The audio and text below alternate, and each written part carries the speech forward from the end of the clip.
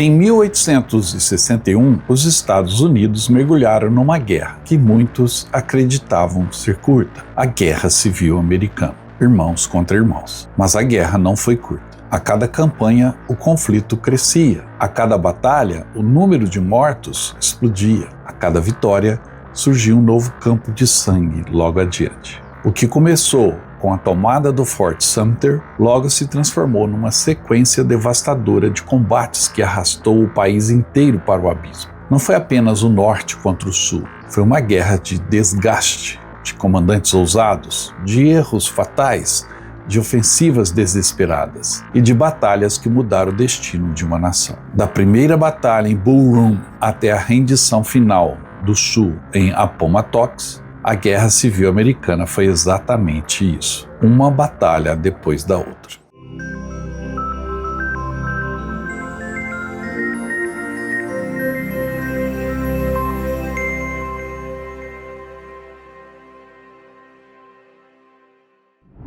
A Guerra Civil Americana começou como uma crise política, virou separação, depois virou mobilização e então vieram as batalhas e a carnificina.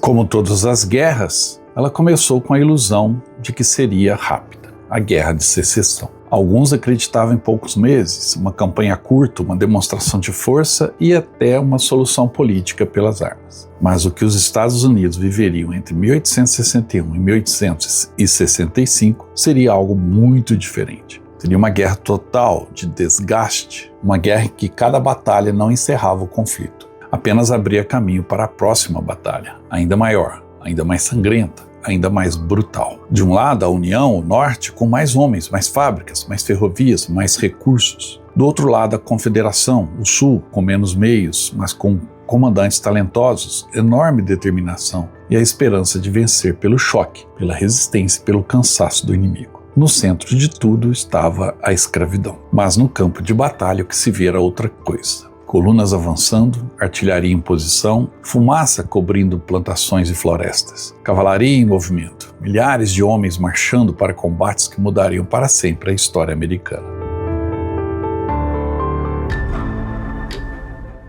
O primeiro tiro foi disparado em abril de 1861, com bombardeio do Fort Sumter, quando no dia 12 de abril de 1861, a artilharia confederada disparou contra a guarnição da União e o forte caiu um dia depois. Foram os primeiros tiros de uma guerra que ainda parecia limitada, mas o impacto político foi devastador. O país agora estava dividido em armas.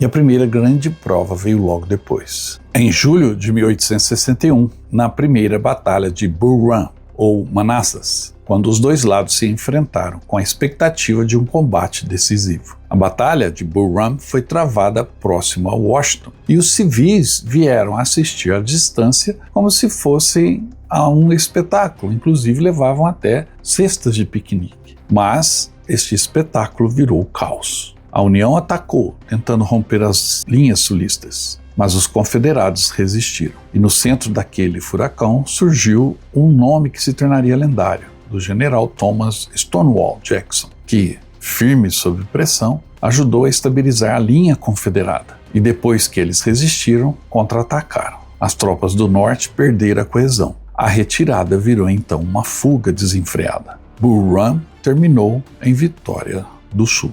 Essa batalha acabou com todas as ilusões de uma guerra rápida. Não seria curta, não seria limpa e não seria fácil para ninguém. O conflito entrou então no ano seguinte, 1862, com outra dimensão. No oeste surgia um general da União, que ainda não tinha o brilho lendário de Lee, mas possuía algo que Lincoln desesperadamente procurava: determinação.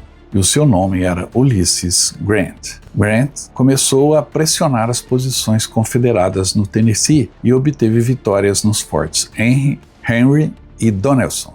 Essas conquistas abriram caminho para a União no Oeste e mostraram que a guerra seria decidida não apenas nas grandes capitais políticas, mas também nos rios, ferrovias e centros logísticos.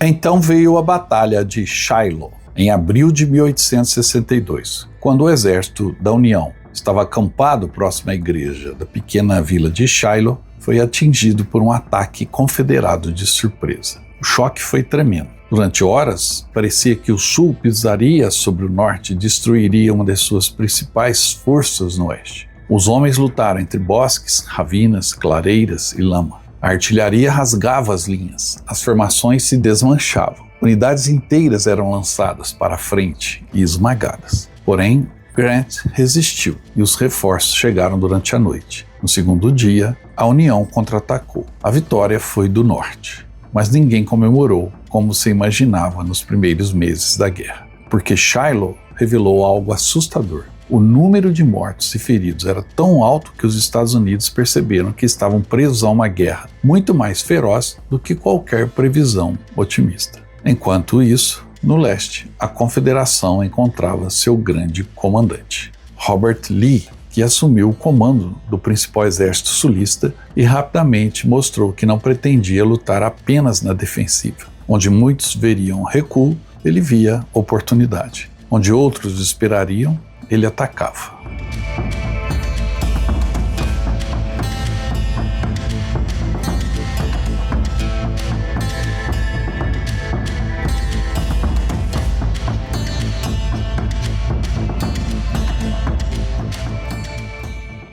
Veio então a campanha da Península, quando a União, sob o comando de George McClellan, avançou em direção a Richmond, a capital confederada. McClellan era um excelente organizador, mas hesitava demais. Lee percebeu isso e reagiu com agressividade. E aí aconteceram as 7 batalhas dos 7 dias, empurrando o exército do norte para longe. Richmond foi salva e Lee se tornou o rosto militar da Confederação. A partir dali, a guerra no leste ganhou um ritmo quase dramático. O general Lee, sempre em movimento, assumindo riscos, explorando a lentidão de seus adversários, apostando tudo em ofensivas ousadas.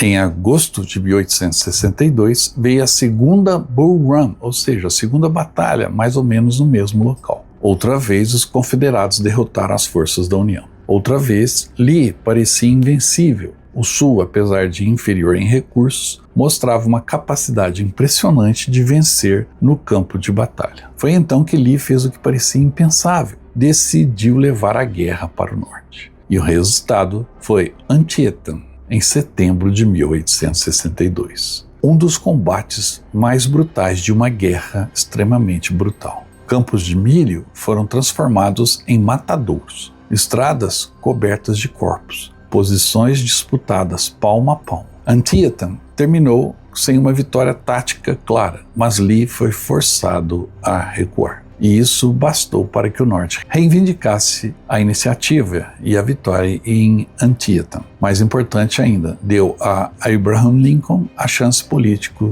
de transformar a natureza da guerra, proclamando a emancipação, ou seja, a liberdade para todos os escravos, o fim da escravidão nos Estados Unidos. A guerra, então, deixou de ser apenas pela preservação da União. Ela passou a ser também, abertamente, uma guerra contra a escravidão. E isso mudou tudo. Mudou o peso moral do conflito, mudou a forma como o mundo olhava a guerra e mudou aquilo pelo qual milhares de homens acreditavam estar lutando. Mas, militarmente, o conflito estava longe do fim.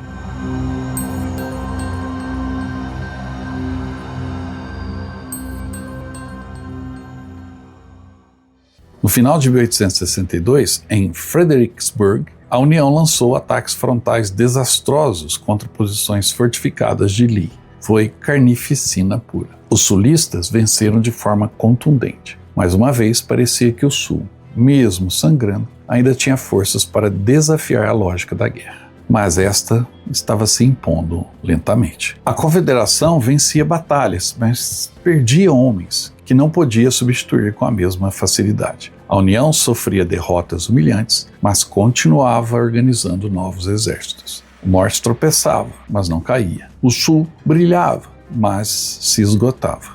Em 1863, o drama militar atingiu seu auge. Na primavera, Lee venceu uma de suas campanhas e batalhas mais brilhantes em Chancellorsville, onde, com menos homens, dividiu forças diante do inimigo e derrotou um exército maior da União. Foi uma obra-prima tática, mas teve um preço terrível. Seu braço direito, Stonewall Jackson, foi ferido por fogo amigo e morreu poucos dias depois. Para a Confederação, foi mais que a perda de um general. Foi a perda de um espírito ofensivo, de uma peça essencial na máquina militar sulista. Ainda assim, Lee partiu novamente para o norte. Era uma aposta gigantesca. Se vencesse em solo inimigo, poderia abalar a moral da União, influenciar a política em Washington e talvez até abrir espaço para um reconhecimento diplomático externo. Mas o que Lee encontrou foi Gettysburg. Entre os dias 1 e 3 de julho de 1863, a guerra atingiu sua expressão máxima. Gettysburg foi a concentração brutal de tudo aquilo que a guerra civil se tornara. Escala imensa, desgaste extremo, posições disputadas com desespero e decisões tomadas sob pressão absurda. No primeiro dia, os confederados avançaram. No segundo dia, os combates se ampliaram. E no terceiro dia veio um momento que entraria para a história: a carga de Pickett. Milhares de homens confederados avançaram em campo aberto contra o centro da linha da União. Era coragem, era desespero, mas era também um cálculo militar que exigia perfeição num cenário em que a perfeição já não existia. A artilharia do norte abriu fogo, a infantaria do norte resistiu e a carga de Pickett do sul fracassou. Gettysburg foi a derrota que a Confederação não podia absorver. Lee recuou, e com ele recuava também a melhor chance do Sul de inverter a guerra no leste. Quase ao mesmo tempo, no oeste, Grant apertava o cerco sobre Vicksburg. Se Gettysburg foi o grande choque simbólico, Vicksburg foi o golpe estratégico. A cidade controlava o rio Mississippi, eixo vital do conflito. Grant a cercou, pressionou e isolou. Os confederados resistiram o quanto puderam, mas acabaram cedendo em 4 de julho de 1863. Com a queda de Vicksburg, a União passou a controlar todo o rio Mississippi. A Confederação foi cortada ao meio. A guerra mudava de fase. Depois de Gettysburg e Vicksburg, a iniciativa militar passou de forma cada vez mais clara para o norte. Mas ainda não era o fim. O Sul agora lutava para sobreviver, não mais para vencer. Em 1864, Abraham Lincoln entregou a direção militar completa ao homem em quem mais confiava para terminar a guerra, Ulysses Grant. Grant entendeu o conflito de forma implacável. Não bastava derrotar Lee num dia, era preciso pressioná-lo sem parar. Era preciso transformar a superioridade industrial e humana do norte em um martelo constante. Veio então a campanha Overland, Wilderness, Spotsylvania, Cold Harbor, uma sequência de batalhas em que a União atacava, sofria perdas terríveis, mas continuava avançando. Grant não repetiria o padrão dos generais anteriores, que recuavam após o choque. Ele seguia adiante. A guerra tornava-se cada vez mais parecida com uma engrenagem de desgaste. Enquanto Grant prendia Lee no leste, outro general da União levava a devastação para o coração do sul, William Tecumseh Sherman. Sherman não buscava apenas derrotar exércitos, buscava destruir a capacidade do sul de continuar lutando. Sua campanha culminou na tomada de Atlanta, um golpe militar e político enorme. Depois disso, Sherman iniciou a famosa Marcha para o Mar, arrasando ferrovias, depósitos e infraestrutura. A guerra deixava de ser apenas o confronto entre linhas de batalha, se tornava também colapso material do inimigo. O Sul estava sendo esmagado por 2 movimentos ao mesmo tempo. Grant pressionando Lee sem descanso, Sherman destruindo a base que sustentava a resistência confederada. Em 1865, a estrutura militar da Confederação já estava quebrando. Richmond, a capital sulista, caiu. As linhas de defesa da Confederação desmoronaram. Lee, cercado, cansado e sem suprimentos, tentou escapar, mas já não havia saída. Em 9 de abril de 1865, em Appomattox Courthouse, Robert Lee se rendeu a Ulysses Grant. Não foi uma cena grandiosa de bandeiras ao vento e exércitos esmagados num campo final. Foi algo mais poderoso que isso. Foi o reconhecimento de que, após anos de batalhas, marchas, cercos, ofensivas, retiradas, massacres e centenas de milhares de americanos mortos, a guerra havia finalmente destruído a capacidade do Sul de continuar. A União havia vencido, mas essa vitória não veio de um único golpe. Ela veio de uma sucessão de combates, de uma batalha após a outra, de uma guerra que foi mudando de forma a cada ano, de uma luta que começou com ilusões de glória rápida e terminou com um confronto de aniquilação progressiva. Bull Run destruiu a fantasia de uma guerra curta. Shiloh mostrou o verdadeiro preço em sangue. Antietam mudou o significado político do conflito. Fredericksburg e Chancellorsville provaram o brilho ofensivo do general Lee. Gettysburg quebrou a grande aposta confederada no leste. Vicksburg partiu o sul ao meio. Grant transformou a guerra em pressão contínua. Sherman levou o colapso ao interior da Confederação. E Appomattox encerrou, militarmente, a longa marcha para a derrota do Sul. A Guerra Americana foi sim uma guerra por ideias e por ideais, mas também uma guerra de ritmo, resistência e evolução militar. Uma batalha atrás da outra, um golpe atrás do outro. Uma escalada de violência que decidiu não apenas quem venceria, mas que tipo de país sobreviveria ao fim do conflito. E quando a fumaça baixou, os Estados Unidos ainda existiam como uma só nação, mas jamais seriam os mesmos.